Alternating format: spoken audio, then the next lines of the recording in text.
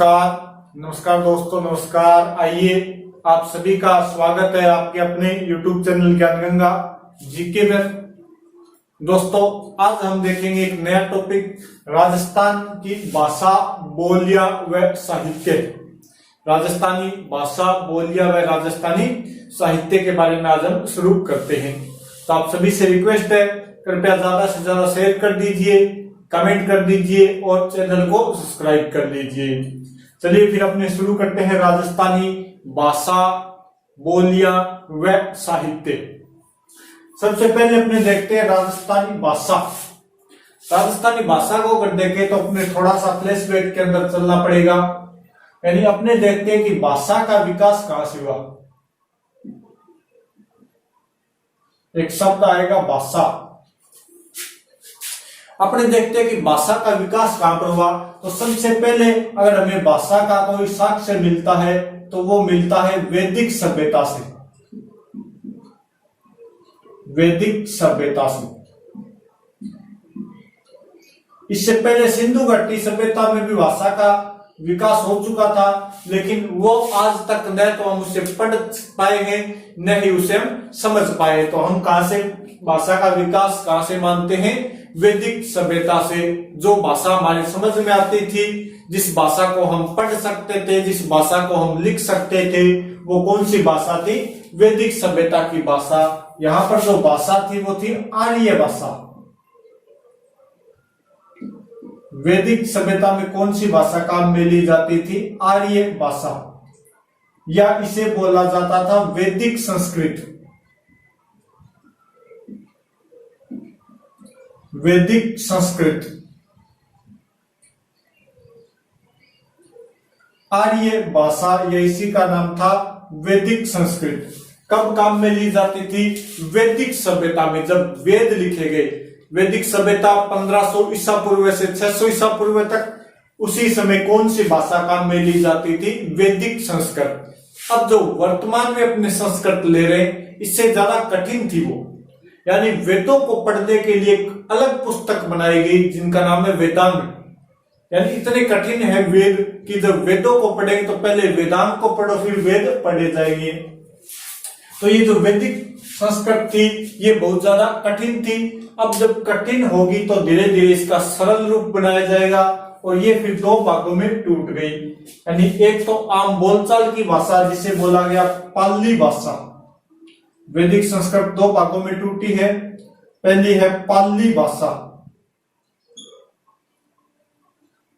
ये आम बोलचाल की भाषा थी, जो आम वर्तमान में जैसे अपने भी बोलने की भाषा अलग है, लिखने की भाषा अलग है, वैसे ही बोलचाल की भाषा थी पाली, और जो लिखने की भाषा थी वो थी संस्कृत।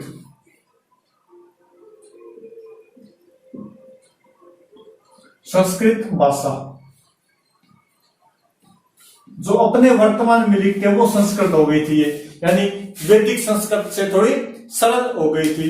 वैदिक संस्कृत कठिन थी। फिर इस पाली भाषा के अपभ्रंश हुए और इसका बन गया प्राकृत। कौन सी भाषा बन गई? प्राकृत भाषा। और प्राकृत 3 प्राकृत बनी थी। पहली थी शोरसेनी प्राकृत। शोरसेनी प्राकृत।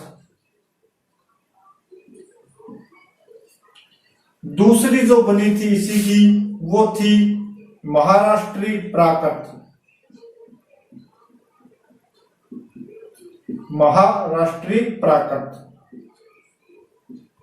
और तीसरी जो इसी की बनी थी वो गई मगधी प्राकृत।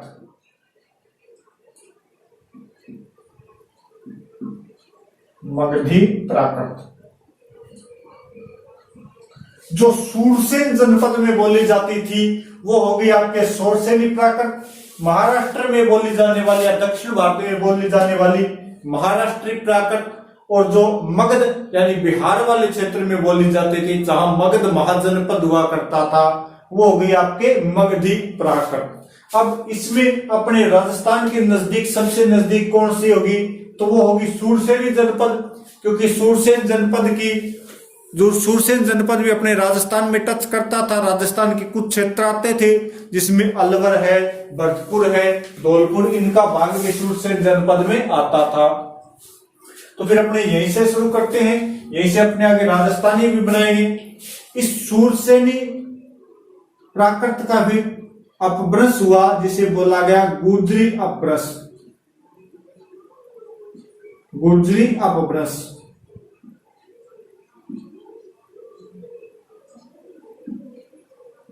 और जो अपभ्रंश होता है वो होता है भाषा का बिगड़ा हुआ रूप। किसी भी चीज का बिगड़ा हुआ रूप क्या कहलाएगा? अपभ्रंश।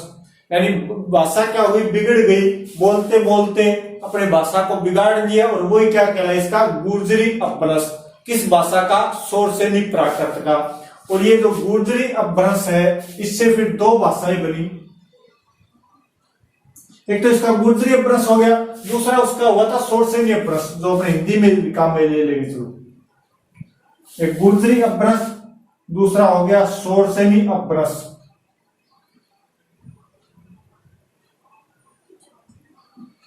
सुरसेनी अपभ्रंश।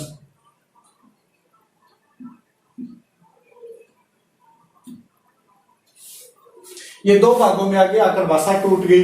सुरसेनी प्राकृत फिर दो भागों में टूटी है, गुर्जरी अपभ्रंश और सुरसेनी अपभ्रंश। गुर्जरी अपभ्रंश से फिर दो भाषाएं बनी है नई, जिसमें एक तो है राजस्थानी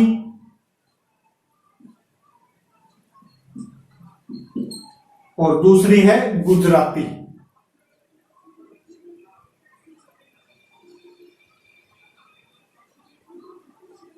राजस्थानी और गुजराती, ये दो भाषाएं बन गई अपने। अब अपने को कौन सी पढ़नी है? राजस्थानी। और ये जो सुरसेनी अपभ्रंश हुआ था, ये यूपी साइड में बोली जाती है, लिखी जाती है, जो बन गई थी हिंदी। यानी जो हिंदी भाषा है ये किससे बनी है? सुरसेनी अपभ्रंश से। राजस्थानी भाषा गुर्जरी अपभ्रंश से, और गुजराती भाषा भी किससे बनी है? गुर्जरी अपभ्रंश से बनी है। ये आ गई अपनी राजस्थानी भाषा। फिर अपने राजस्थानी को और आगे अगर बांटते हैं तो फिर अपनी राजस्थानी दो भागों में बंटेगी। यह है अपनी राजस्थानी भाषा। और फिर इसके भी दो रूप है। राजस्थानी भाषा के दो रूप है। कौन कौन से हैं? एक तो है आपके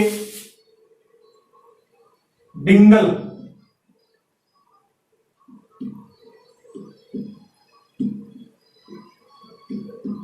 डिंगल भाषा, और दूसरी है पिंगल भाषा।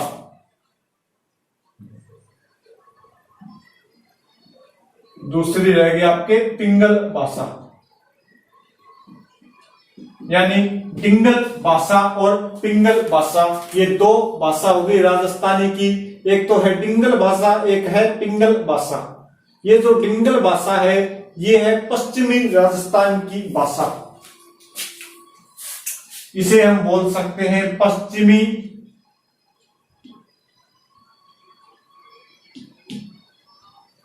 राजस्थान का,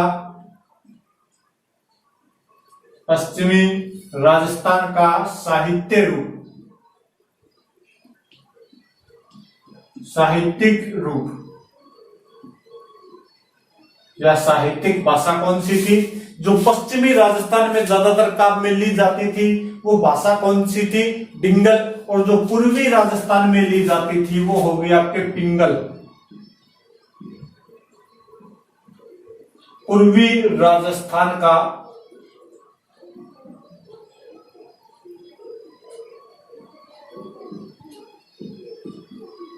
साहित्यिक रूप, ये क्या कहलाए? आपके पिंगल। पश्चिमी राजस्थान में जो भाषा काम में ली जाती वो डिंगल। पूर्वी राजस्थान में जो भाषा काम में ली जाती वो कौन सी भाषा हुई? आपके पिंगल भाषा हो गई। ये जो पश्चिमी राजस्थान की भाषा है इस पर गुजराती का प्रभाव है।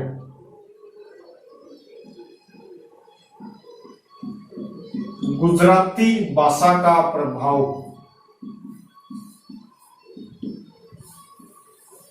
क्योंकि इधर अपने गुजरात लगेगा। और पूर्वी राजस्थान के ऊपर ब्रिज भाषा का प्रभाव, ब्रिज भाषा का प्रभाव, क्योंकि उधर यूपी लगता है और ब्रिज भाषा वहीं पर बोली जाती है मथुरा के आसपास, तो उस पर क्या हो गया, ब्रिज भाषा का प्रभाव। अब इसमें से अगर पूछ ली जाए कि मूल रूप से राजस्थानी कौन सी है, तो इसमें से मूल रूप से जो राजस्थानी है वो है डिंगल भाषा। यह राजस्थानी का शुद्ध रूप है, राजस्थानी का शुद्ध रूप। कौन सी है, डिंगल भाषा। राजस्थानी का शुद्ध रूप कौन सी भाषा है, डिंगल भाषा है। इसके अंदर क्या साहित्य लिखा गया, इसके अंदर आ गया चारण साहित्य।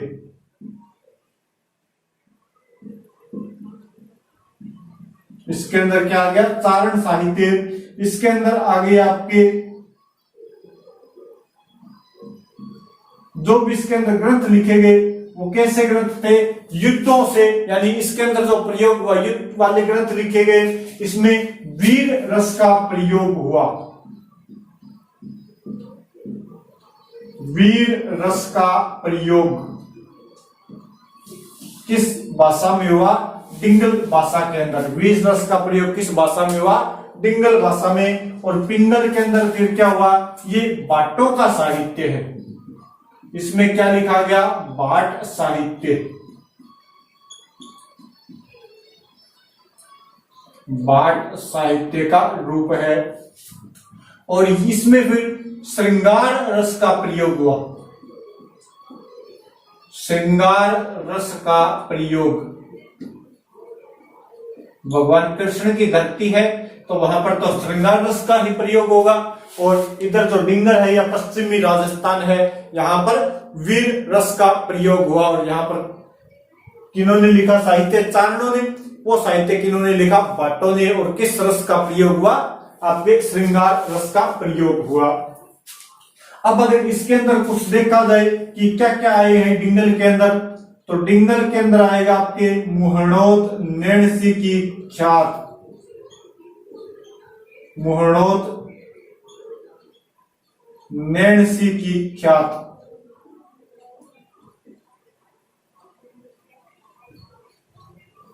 इसके अलावा आप ले सकते हो वेली कृष्ण रुक्मणी भी,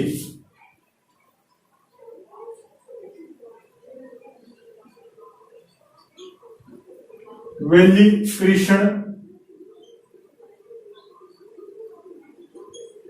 रुक्मणी भी।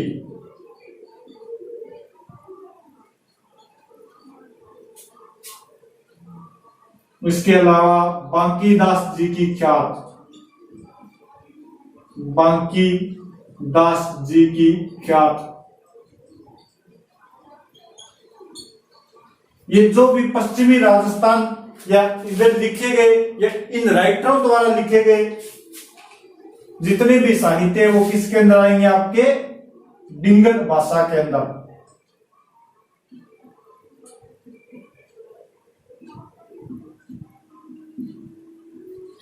और उधर का क्या आएंगे, फिर पिंगल के अंदर आप क्या आ जाएंगे। अगर कोई साहित्य देखा जाए तो वो है पृथ्वीराज रासो, पृथ्वीराज रासो। चंद्रवरदाई ने लिखा था विजयपाल रासो,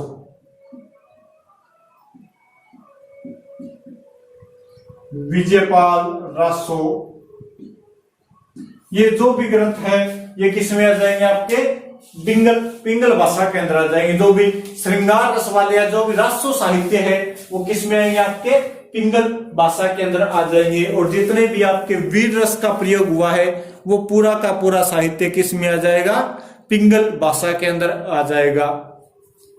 थोड़ा सा आगे और बढ़ते हैं तो देखिए कि ये जो राजस्थानी भाषा है इसका जिक्र कहां कहां पर हुआ है। क्या वर्तमान में इसका जिक्र है या प्राचीन समय में इसका जिक्र था, कब कब इसका जिक्र हुआ है। इसका अगर उल्लेख देखा जाए, इसका अगर उल्लेख देखें तो ये एक बार स्क्रीनशॉट ले लो आप, किसी को लेना है तो।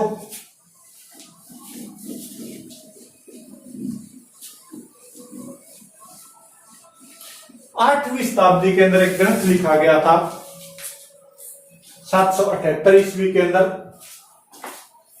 कुवल्यमाला,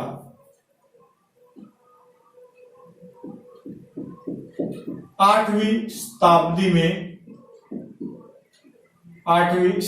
में उद्योतन सूरी द्वारा लिखा गया ग्रंथ या लिखे गए कुवल्यमाला ग्रंथ में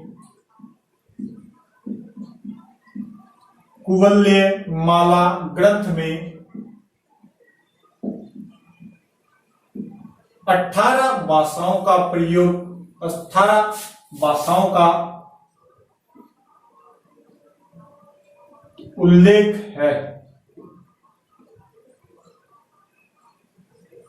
कितनी भाषाओं का उल्लेख किया गया है? उद्योतन सूरी द्वारा लिखे गए इस कुवल्यमाला में 18 भाषाओं का उल्लेख किया गया है और इसमें से एक भाषा है जिसका नाम है मरुक भाषा।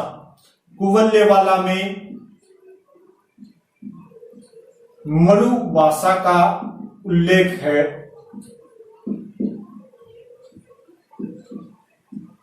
मरु भाषा का उल्लेख है, यानी ये जो मरु भाषा है ये अपनी कौन सी भाषा है? मरुस्थल की भाषा, यानी कौन सी भाषा है? राजस्थानी भाषा। यानी अपने देख सकते हैं कि 8वीं शताब्दी में भी अपनी राजस्थानी भाषा का उल्लेख था, उस समय भी अपनी राजस्थानी भाषा हुआ करती थी। यानी प्राचीन इतिहास के अंदर तो अपनी राजस्थानी भाषा है, अभी तक तो उसका कोई समापन नहीं हुआ है। फिर अपने आए मध्यकाल के अंदर तो अबुल फजल द्वारा या 16वीं शताब्दी में, 16वीं शताब्दी में अबुल फजल द्वारा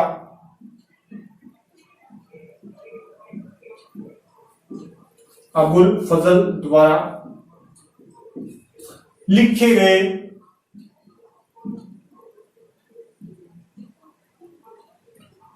गए आइन ए अकबरी में, आइन ए अकबरी ये इनका ग्रंथ था। आइन ए अकबरी में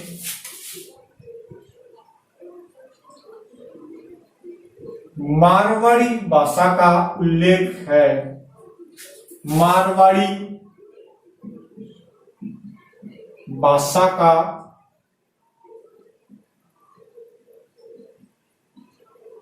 उल्लेख है। यानी 8वीं शताब्दी में कौन कर रहा है अपनी भाषा का उल्लेख? उद्योतन सूरी। किस ग्रंथ में? कुवल्यमाला में। ये अपना प्राचीन हो गया। मध्यकाल में है तो 16वीं शताब्दी में अबुल फजल का ग्रंथ है आइन ए अकबरी। इसमें ये कहता है कि कोई मारवाड़ी नाम की भी भाषा इसमें प्रचलित है। और मारवाड़ी कहां पर बोली जाएगी? मारवाड़ में, यानी अपने राजस्थान में, यानी पश्चिमी राजस्थान का जो क्षेत्र है वो मारवाड़ कहलाता है। और उसे ही प्राचीन समय में क्या कहा गया? मरु भाषा और मारवाड़ी एक ही बात हो गई। तो यानी प्राचीन समय में अपनी भाषा थी राजस्थानी, मध्यकाल में भी अपनी राजस्थानी भाषा थी। अब देखते हैं आधुनिक काल के अंदर। आधुनिक काल में देखा जाए तो 1912 ईस्वी में अंग्रेज आ गए, आधुनिकरण हो गया है। 1912 ईस्वी में जॉर्ज अब्राहम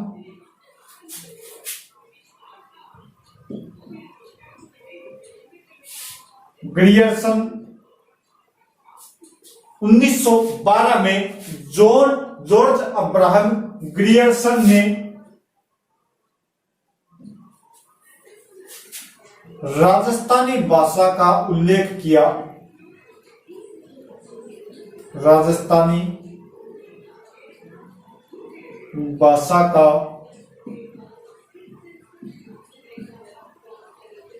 उल्लेख किया। एक पुस्तक थी इनकी, लिंग्विस्टिक सर्वे ऑफ इंडिया के अंदर इन्होंने इस राजस्थानी शब्द और राजस्थानी भाषा शब्द का प्रयोग किया था। यानी ये जो जॉर्ज अब्राहम ग्रियर्सन है, इन्होंने क्या किया है? जॉर्ज अब्राहम ग्रियर्सन,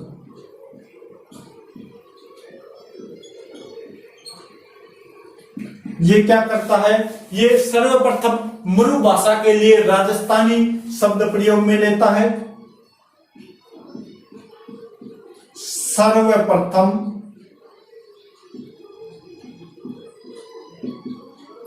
मरु भाषा के लिए, मरु भाषा के लिए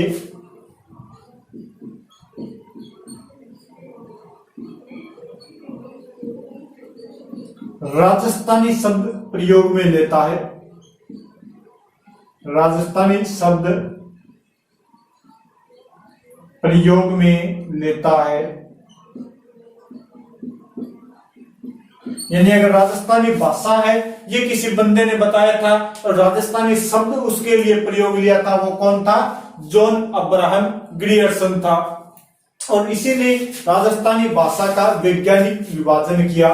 जॉन अब्राहम ग्रियर्सन ने क्या किया? राजस्थानी भाषा का वैज्ञानिक विभाजन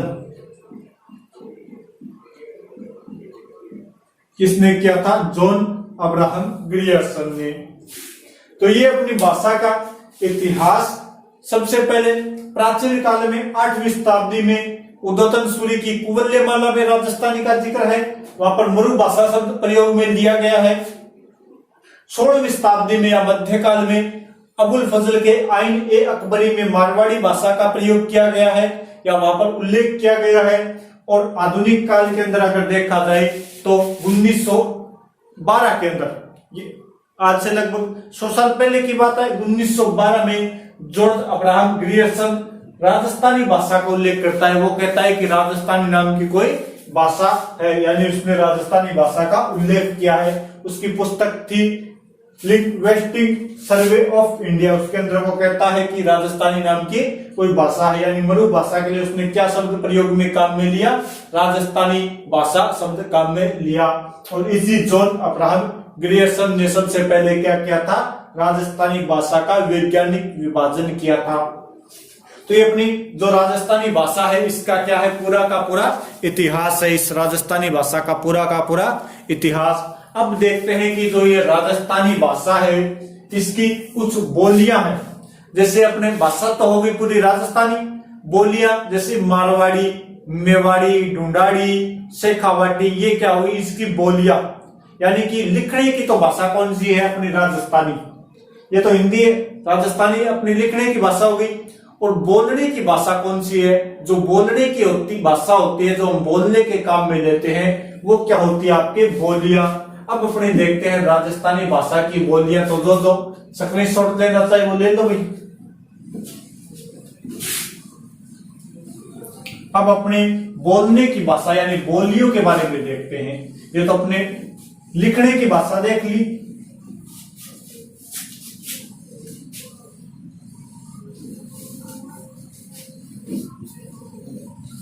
राजस्थानी भाषा की जो लिपि है वो है मुड़िया लिपि।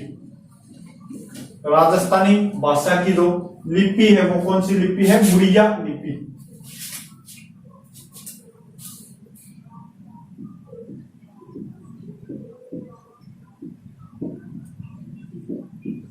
राजस्थानी भाषा की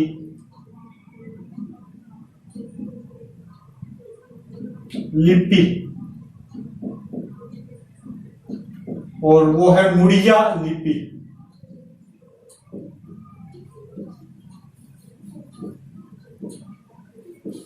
अक्षरों को ऐसे मोड़ मोड़ कर लिखा जाता है, तो वो क्या होगी? आपके मुड़िया लिपि।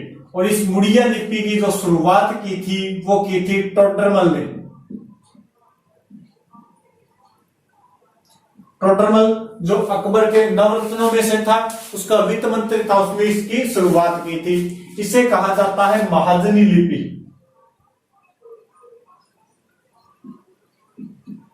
महाजनी लिपि, क्योंकि जो महाजन लोग थे, बढ़िया लोग थे, वो इससे ज्यादा काम में लेते थे। आज भी बनिए लोग इसे ज्यादा काम में लेते ही हैं, तो इसे मुड़िया लिपि या महाजनी लिपि कहा गया। अब अपने देखते हैं राजस्थानी भाषा की बोलियां, यानी जो अपने बोलने के काम में ली जाए वो क्या हो गई बोलियां। लिखने के काम में क्या लेंगे, अपने भाषा का प्रयोग लेते हैं। लिखने की भाषा तो एक है और बोलने की भाषा सब जगह अलग अलग होती है। तो इसमें बोलियों में नंबर 1 पर आएगी मारवाड़ी। नंबर 1 पर आती है आपकी मारवाड़ी। कहां पर बोली जाएगी, शब्द से ही पता चल रहा है कहां पर बोली जाएगी, मारवाड़ के अंदर। मारवाड़ क्षेत्र में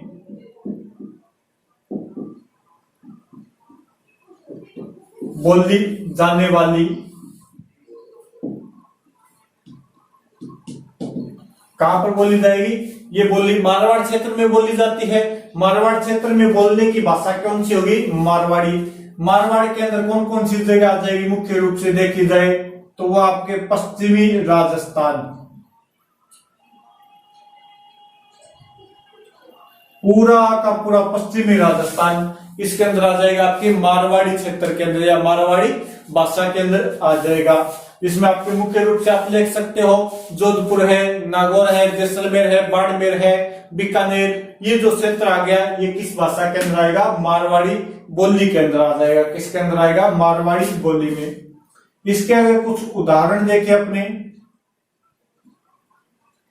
क्या क्या इसके अंदर लिखा गया, इसमें एक तो मीराबाई की रचना है,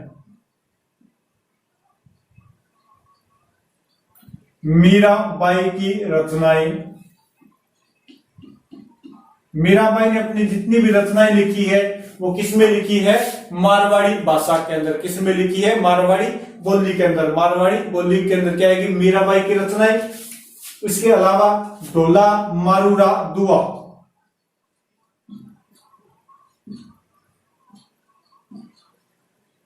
ढोला मारूरा दुआ।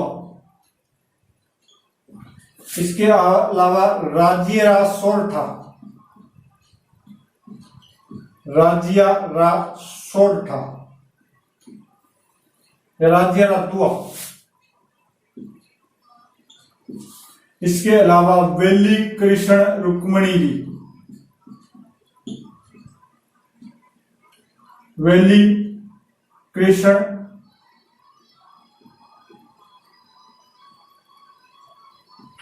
रुक्मणी जी।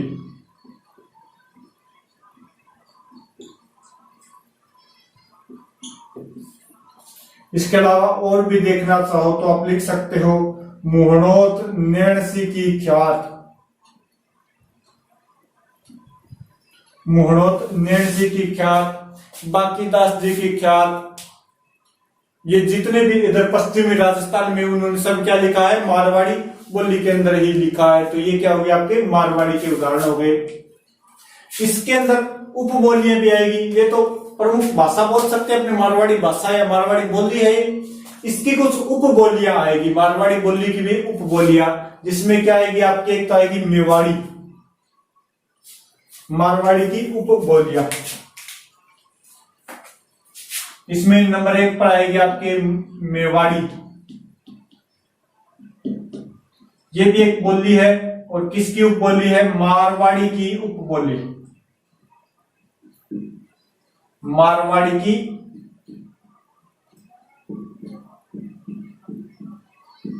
उपबोली। कहां पर बोली जाएगी, मेवाड़ क्षेत्र में, मेवाड़ क्षेत्र में, मेवाड़ क्षेत्र में बोली जाएगी। और किसकी उपबोली है, मारवाड़ी की उपबोली। कौन सी है, मेवाड़ी। और इसके अंदर जो भी लिखा गया वो है मेवाड़ का साहित्य या मेवाड़ी साहित्य, मेवाड़ी साहित्य। कुंभा के नाटक है, जो भी साहित्य है वो किसके अंदर लिखा गया, मेवाड़ी भाषा के अंदर। मेवाड़ क्षेत्र में मेवाड़ी में लिखेंगे। इसके बाद में दूसरी जो इसकी उपबोली है वो है शेखावाटी,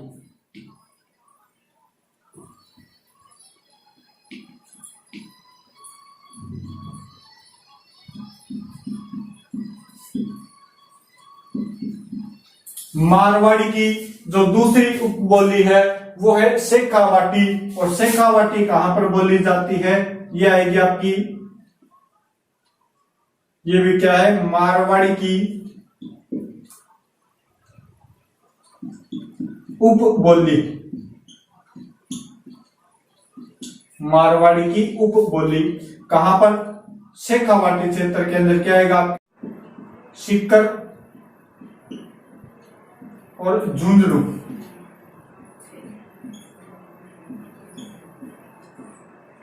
चूरू, सीकर और झुंझुनू क्षेत्र में जो बोली जाती है वो कौन सी होगी, आपके शेखावाटी मारवाड़ी की उपबोली है।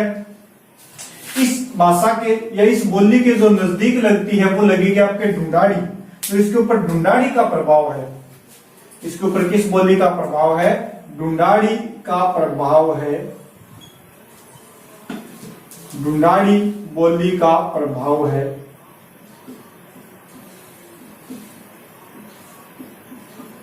इसके ऊपर किसका प्रभाव दिखाई देता है, ढूंढाड़ी बोली का प्रभाव दिखाई देता है। इसके अलावा अगर और देखी जाए इसी मारवाड़ी की, तो इसमें आ जाएगी आपके खेराड़ी है, गोडवाड़ी है, ये क्या सब किसकी उपबोलियां है, मारवाड़ी की उपबोलियां। मुख्य रूप से ध्यान रखना, मेवाड़ी और शेखावाटी किसकी उपबोलियां है, ये भी आपके मारवाड़ी की उपबोलियां है। अब अपने नंबर 2 पर देखते हैं भाषा या बोली जो है ढूंढाड़ी बोली, ये मारवाड़ी होगी, कोई सकनी शॉर्ट देना चाहे वो ले लो।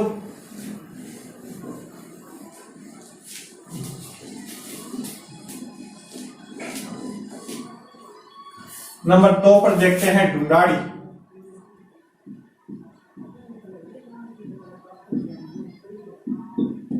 ढूंढाड़ी बोली, ये कहां पर बोली जाएगी, ढूंढाड़ क्षेत्र में, ढूंढाड़ क्षेत्र में बोली जाती है।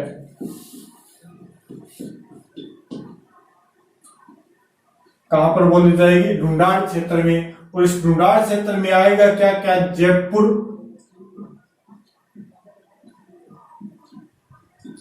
टोंक, दौसा, आमेर लिख लो, या फिर इसके अलावा आमेर रियासत के अंदर जो जो क्षेत्र आता था वो किसके अंदर आ जाएगा, आपके ढूंढाड़ी बोली जहां पर बोली जाती है उस क्षेत्र के अंदर आ जाएगा, या ढूंढाड़ के अंदर आ जाएगा। इसके अंदर बगरू है, दुद्धा है, किशनगढ़ है, बाकी काफी जगह आ जाएगी। इसकी जो उपबोलियां है, इसकी नंबर 1 पर उपबोली आएगी हाड़ौती,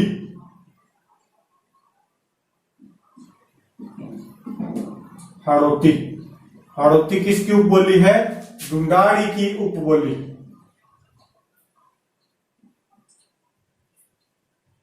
ढूंढाड़ी की उपबोली कौन सी है, हाड़ौती किसकी उपबोली है, ढूंढाड़ी की उपबोली। कहां पर बोली जाएगी, ये कोटा, बूंदी, बारा और झालावाड़ क्षेत्र में,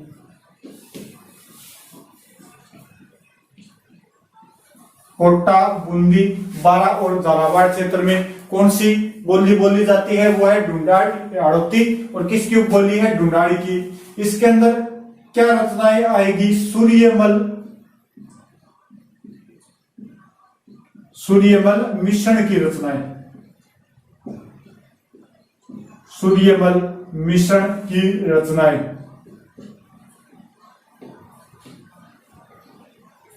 किस बोली के अंदर थी या किस भाषा में थी, ये आपके ढूंढाड़ी बोली के अंदर पूरी की पूरी क्या थी, सूर्यमल मिश्रण की रचनाएं। इसके अलावा ढूंढाड़ी की जो दूसरी उपबोली आती है वो है तोरावाटी,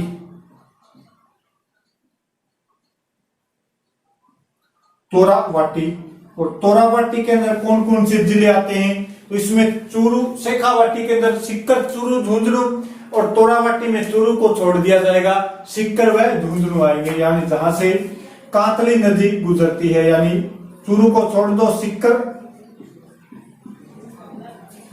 और एक आप क्या आ गया, झुंझुनू।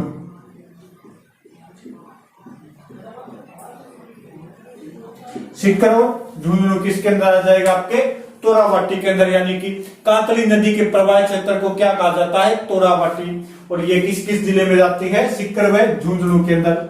ये भी किसकी उपबोली है, ढूंढाड़ी की उपबोली, ढूंढाड़ी की उपबोली। ये भी किसकी उपबोली है, ढूंढाड़ी की उपबोली है। इसके अलावा ढूंढाड़ी की और कौन कौन सी उपबोलियां हैं, तो उसमें नंबर 3 पर आएगी नागरचोल।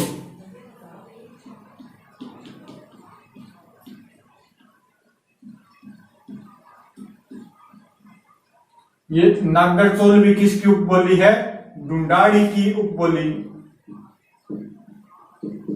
ढूंढाड़ी की उपबोली, ढूंढाड़ी की उपबोली है। नागरचोल कहां कहां पर बोली जाएगी, नागरचोल ये बोली जाएगी आपके सवाई माधोपुर में और टोंक क्षेत्र में, सवाई माधोपुर और टोंक क्षेत्र में बोली जाएगी आपके नागरचोल। इसके अलावा जो है वो है काठेड़ी, और काठेड़ी भी किसकी उपबोली है, ढूंढाड़ी की उपबोली, ढूंढाड़ी की उपबोली। ये किसकी उपबोली है, काठेड़ी ढूंढाड़ी की उपबोली है। बोली कहां पर जाएगी, तो ये बोली जाएगी दक्षिणी जयपुर के अंदर,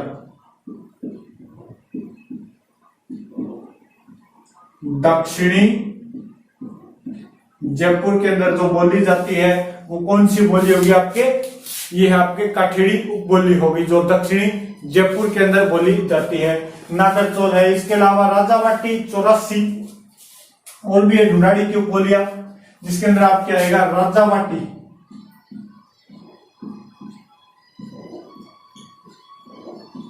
और ये भी किसकी उपबोली है, ढूंढाड़ी की उपबोली, ढूंढाड़ी की उपबोली।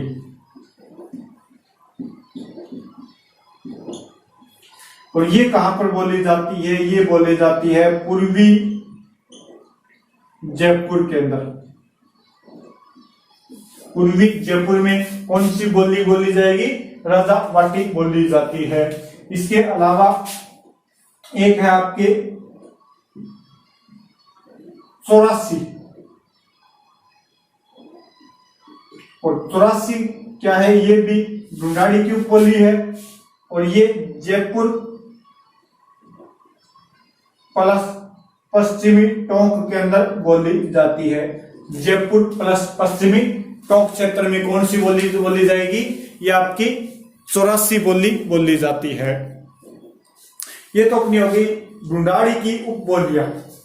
ढूंढाड़ी की उपबोलियां कौन सी होगी, हाड़ौती है, शेखावाटी है, नागरचोल है, काठेड़ी है, राजावाटी और 84। आपको ध्यान इतना रखना है कि कौन सी उपबोली किसकी उपबोली है। जैसे प्रश्न आएगा हाड़ौती किसकी उपबोली है, ढूंढाड़ी की उपबोली है। मेवाड़ी किसकी उपबोली है, मारवाड़ी की उपबोली है। शेखावाटी किसकी उपबोली है, वो भी मारवाड़ी की उपबोली। ऐसे प्रश्न आएगा, बोली और उपबोली में आपसे प्रश्न पूछा जाएगा।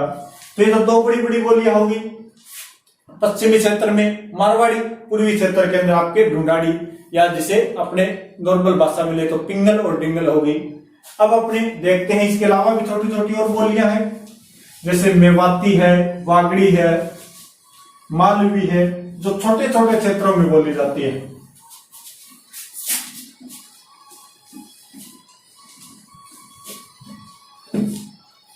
इसके अलावा अपनी नंबर 3 पर आएगी वागड़ी।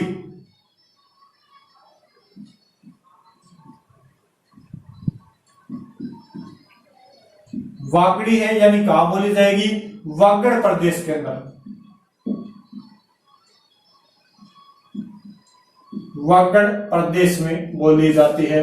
और वागड़ प्रदेश में क्या क्या आएगा, इसमें आ जाएगा आपके बांसवाड़ा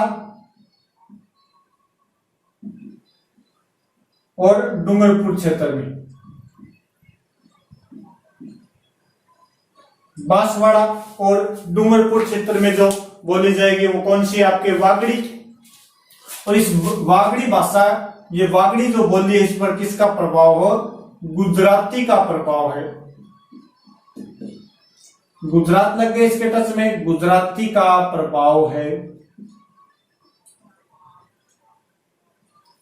और इसके अंदर क्या लिखा गया, संत माऊजी, संत माऊजी के ग्रंथ किस भाषा में लिखे गए हैं, वागड़ी भाषा में। और ग्रंथों का नाम क्या है, चोपड़ा।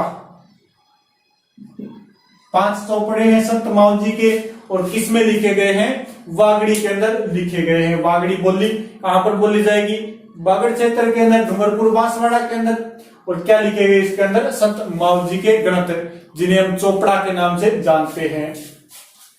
इसके अलावा एक है मेवाती।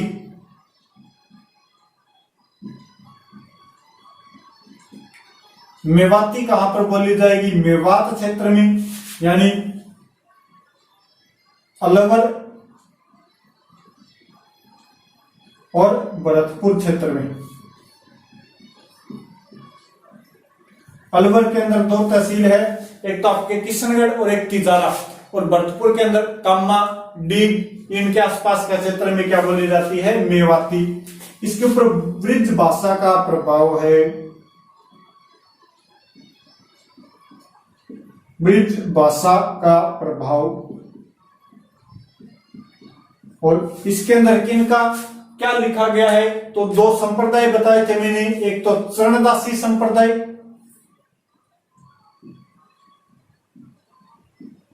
चरणदासी संप्रदाय,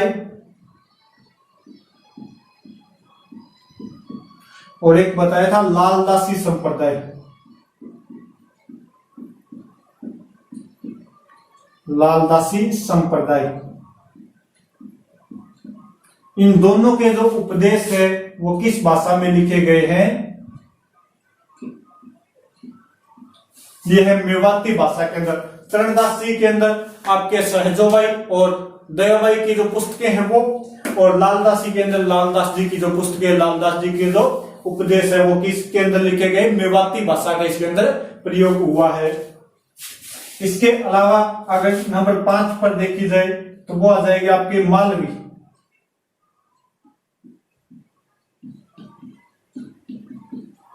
नंबर 5 पर है मालवी। ये मालवी कहां पर बोली जाएगी, प्रतापगढ़ क्षेत्र के अंदर। कहां पर बोली जाती है, प्रतापगढ़ क्षेत्र के अंदर।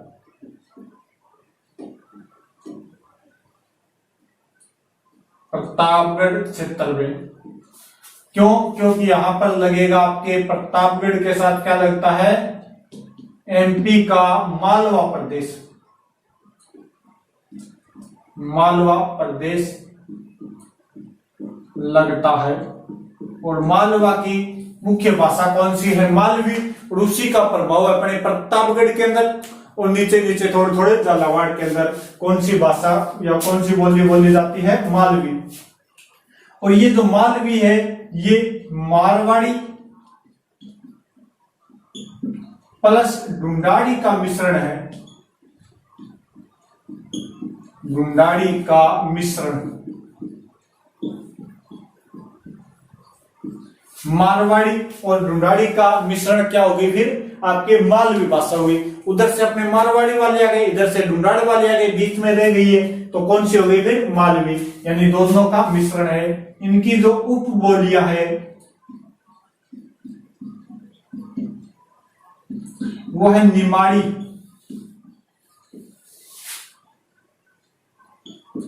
और रांगड़ी। निमाड़ी और रांगड़ी इसकी उपबोलियां है, मालवी बोली की उपबोलियां है निमाड़ी और रांगड़ी। इसके अलावा अगर और देखी जाए तो एक बोली जाती है बांगड़ी। ये वागड़ी है, अब एक आएगी बांगड़ी।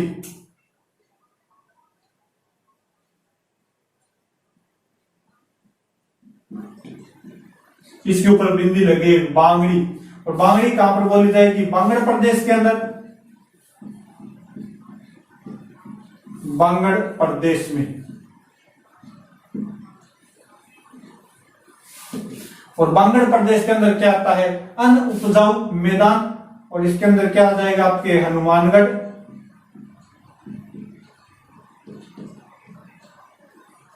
नागौर, सूरतगढ़। ये जो क्षेत्र आ गए, ये पाली भी है, अजमेर भी है, ये क्षेत्र किसके अंदर आ जाएंगे आपके बांगड़ प्रदेश के अंदर। यहाँ पर कौन सी बोली जाती है, बांगड़ी बोली जाती है। अगर आपसे पूछ लिया जाए कि पंजाबी, तो पंजाबी का जो प्रभाव है वो है गंगानगर में, पंजाब से बॉर्डर लगती है, और गंगानगर के अंदर किस भाषा का प्रभाव है, पंजाबी भाषा का प्रभाव है। तो ये, और ये जो बांगड़ी है ये मारवाड़ी की उपबोली है, ये किसकी उपबोली है, मारवाड़ी की उपबोली,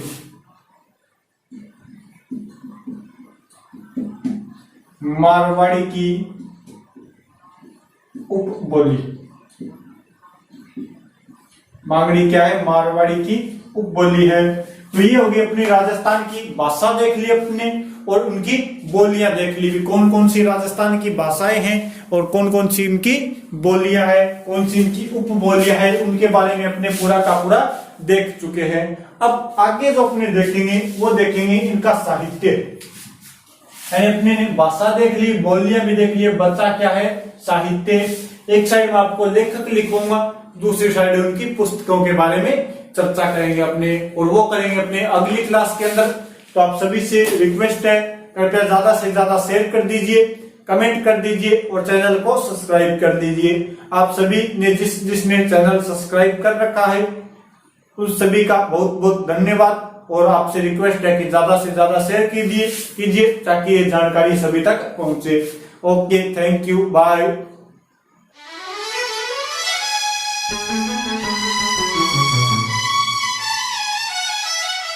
Thank you.